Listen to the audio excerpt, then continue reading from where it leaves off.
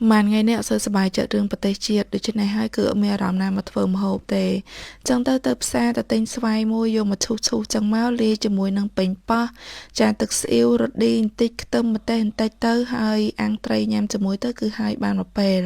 sầm khăn một hộp ní dương mơ tơ cứ sang manh men ta sạp nhóm cứ chi nhanh khăn tay mà đòn để sang tay một hộp một ní cứ mẹ ăn nụ sao về tràn mình tên can ở bị tụt chả can ở bị tụt nâng cứ oi ta đo đơ khai xoay đòn đó mẹ nhâm tayจะปรับឲ្យប៉ាទៅបេះស្វាយហើយដើម្បីយកមកសាប់យកញ៉ាំជាមួយនឹងត្រីអាំងជួនកាលទៅធ្វើជាជ្រក់ស្វាយញ៉ាំមួយជាមួយនឹងស្លអីផ្សេងៗអញ្ចឹងទៅបងប្អូនធ្លាប់មានអនុស្សាវរីយ៍បែបនេះអត់ស្រាប់ខ្ញុំទោះបីជាខ្ញុំនៅស្រុកគេក៏ដោយចាខ្ញុំអត់ដែលភ្លេចទេអនុស្សាវរីយ៍នៅស្រុកខ្មែរអនុស្សាវរីយ៍កាលពីក្មេងចានិយាយរួមទៅរំលឹកខ្ញុំគ្រប់ពេលតែម្ដងអញ្ចឹងហើយបានជាពេលខ្លះគឺខ្ញុំមានអារម្មណ៍មួយថាខ្ញុំអត់ចង់នៅស្រុកគេទេចង់ត្រឡប់ទៅស្រុកវិញពួកអីអត់មានកន្លែងណាដែលក៏ក្តៅជាងនៅស្រុកយើងទេហើយចៃដន្យឥឡូវនេះគឺនៅប្រទេសរបស់យើងនឹងមានបញ្ហាចេះទៀតគឺខ្ញុំពិតជាអត់សប្បាយចិត្តខ្លាំងមែនទែនតែម្ដងហើយខ្ញុំមិនដឹងថាខ្ញុំបានជួយអីសម្រាប់ប្រទេសជាតិយើងខ្លះទេប៉ុន្តែអ្វីដែលខ្ញុំអាចធ្វើបានគឺខ្ញុំនឹងធ្វើហើយខ្ញុំសង្ឃឹមថាបងប្អូន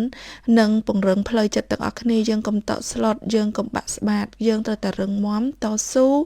ចាធ្វើយ៉ាងម៉េចធ្វើឲ្យយើងនឹងចាអាចដើរទៅមុខទៀតកុំឲ្យគេឈ្លានពានបានទៀតពូអាអ្នកចាំឈ្លានពានចាំយកដីយើងបងប្អូនគឺវាសប្បាយចិត្តណាស់នៅពេលណាដែលឃើញប្រជាជនរបស់យើងនឹងបាក់ស្បាត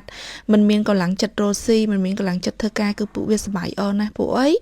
យើងនឹងធ្លាក់សេដ្ឋកិច្ចណាអញ្ចឹងហើយបងប្អូនត្រូវងើបមកវិញតស៊ូមកវិញចាយើងនឹងងើបមកធ្វើការរស់ស៊ីប្រកបមុខរបរមក